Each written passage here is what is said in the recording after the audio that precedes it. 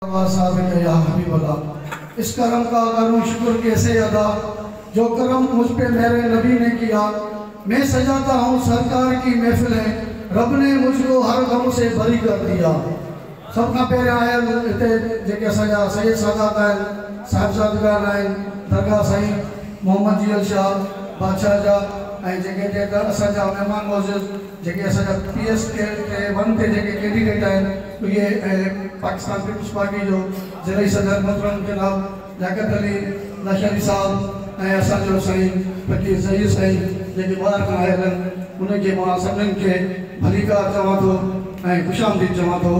ऐं मां उन्हनि दोस्तनि जो बि शुक्रियो अदा कयां थो जिन हिन प्रोग्राम में असां सां ताउन कयो। बिलख़ुसूस मां पंहिंजे हिन हाल जे ओनर आसिफ अली भट्टी साहब, आबिद अली भट्टी ऐं जेके मीडिया सां वाबस्ता आहिनि मोहम्मद उस्मान ऐं नवीद अहमद ऐं पंहिंजो मोहम्मद रमज़ान ऐं नज़र न्यूज़ जा जेके आहिनि ज़ुबैर अहमद ऐं साईं इमरान अली शाह साहब, उन्हनि जो मां तहे दिलि सां शुक्रियो अदा कयां थो। दोस्तो साथियो, हीअ हिकु हक़ीक़त आहे, असां शुक्रगुज़ार आहियूं उन्हनि आलमनि जा जिन असांखे जेको आहे अदब वारो असांखे दीन जेको आहे सेखारियो। दोस्तो साथियो, उन्हनि अदब असांखे सेखारियो ऐं अदब असांखे सेखारे करे असांखे हिन अलाह वारनि जे हवाले करे छॾियो। ऐं हीअ अलाह वारा जेके आहिनि इहे अंजुमन गुलामान जिलानी जमात सालिम पाकिस्तान, इहे हिकु इदारा आहिनि, इंस्टीट्यूशन आहिनि जिते असांखे सिख्या ॾिनी वेंदी आहे मोहबत जी, प्यार जी, अमन जी ऐं इंसानियत ज़ात जी ख़िदमत करण जी।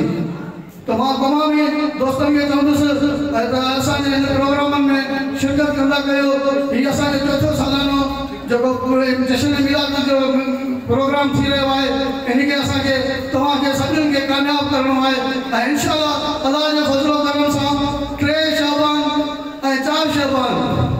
इमाम हुसैन जी विलादत बि असां जेको आहे तो वरी धूमधाम सां मल्हाईंदासीं ऐं गाज़ी अब्बास जो ॾियारो बि असां मल्हाईंदासीं। असां जमायत सालिहीन, अंजुमन गुलामान जिलानी, अंजुमन सिराजुल हैदर, तहरीक नराजुल कुरान ऐं जेके उन्हनि सां वाबस्ता तंज़ीमात फोरम्स आहिनि, असां इहो तय कयो आहे असां जेके असांजा अहले बैत जा जेके असांजा अकाबरीन जा जेके ॾियार आहिनि असां उन्हनि खे वरी धूमधाम सां मल्हायूं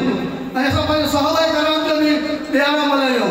जीअं तव्हां गुज़िरियल हफ़्ते महीने ॾिठो त असां जेको आहे जो में सिद्दीक़ अकबर बि मल्हायोसीं ऐं अमा जन्नत ख़ातून जी जेका विलादत बि मल्हाईसीं ऐं हाणे जेका जश्न मौला अली बि मल्हाए रहिया आहियूं। त हिन जे करे असां तव्हां सभिनीनि खे भले असांखे केतिरी बि फ़तवा हणो, असांखे का परवाह न आहे,